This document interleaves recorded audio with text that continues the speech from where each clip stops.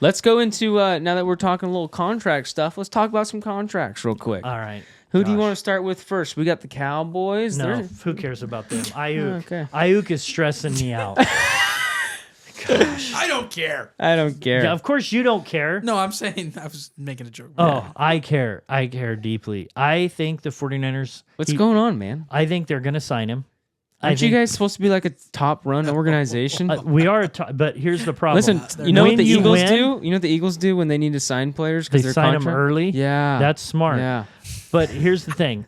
Here's the deal. You got Ayuk. They should have signed him earlier. They should have paid him more money. They shouldn't have let the market. I totally agree with that. I think we're going to overpay for him. I'm not when I say overpay, the 49ers don't need 8 receptions from Ayuk. Other teams would. Does this feel like almost deja vu when you overpaid Deebo Samuel? He's an okay receiver now. I mean, his contract's not too bad. Yeah, now because of inflation in the league. Well, the thing that was good about Deebo was we gave him only 3 years guaranteed, which was helpful. And so that made it palatable because you can get rid of him after 4 years. That's why they couldn't trade him this year. They could trade him next year. But Ayuk is only going to get 4 receptions for us. So paying him $30 million, which is what they're going to do tomorrow, he's going to sign for $30 million. That's my prediction. Not with the 49ers. No, they're going to trade him. They're not going to. I think they're going to. Because I think that because they've barely lost in the Super Bowl, they're feeling desperate. I wouldn't. I would just say, nope, here's your salary or you're staying. That's what I'd say. And then get rid of him. I get rid of him so quickly. So I just think that's what they're going to do. I think they're going to overpay. They're going to just say, I'm going to figure out Purdy next year, and I'm going to But you got Trent Williams. This is the thing that's stressing me out. Trent Williams was rated. They just did like the top 100. He was like the second. I think he was third. I think best he was third. player in the league. Mm-hmm. And he's like, wait a minute, you just took McCaffrey, who is already the highest paid running back, and you said, we're just going to give you more money because he asked for it immediately. I'm kind of a big deal. Yeah. And he has no guaranteed money next year. And so he's like, I don't blame him. And they know there's money available because they're saving it for Purdy. And then you have Ayuk. You can't pay everybody. When you make the Super Bowl or go to the NFC Championship game, every year these players want money. Yeah. And they're there every year. So it's stressing me out. If I was the 49ers, I would have traded him and I'd have got a receiver and I would have got some picks.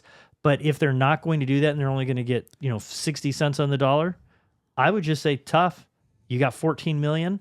Because the 49ers have his rights. Play it out. They have his rights this year, and then you can franchise tag him and only pay him $25 million next year, which is way cheaper than what he'll sign for. And then they could franchise tag him again, and that's what they'd actually pay him. They could have him for 3 years. I would just say pound sand and play, or take the contract. I mean, that's what I'd do. Let's reverse a little bit. They should have pulled their heads directly out of their hind ends a long time ago. Yes. And done this a long time ago. But with where they're at currently, if you can't find a team to give you the deal that you need, do not pay him $30 million. I agree. And you make him take the fines until he shows up. Yep. Is that the right thing to do? No, because they kind of screwed themselves in the beginning. But that's where they're at now. Yep. They're stuck.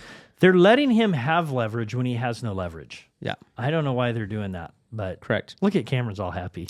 I think if the 49ers fumble this Ayuk situation, their whole team is going to fall apart next year because everyone's going to want more money. You mean this year or the following year? Next year. Okay. So if they fumble this Ayuk situation this year and it turns out bad and sour, all those 49ers players are going to be like, I want to out of here before my contract gets screwed up, blah, blah, blah, and they're going to leave. Yeah, and this team's going to crumble from the inside. And you're not wrong. This is players talk. Yeah. And teams that handle contracts poorly don't get superstars. That's why no one signed to Dallas. That's why people don't sign to Dallas, because they don't handle contracts well. That's the thing where the 49ers have shown they pay everybody more than anybody else.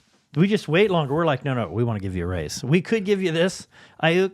Why give you 26 like you want now? We'll give you 30 later. Yeah. So we actually paid everybody. We haven't yet. But it doesn't look good Bosa's on the team. The highest paid. I mean, so far, I'm just saying they have finally signed people.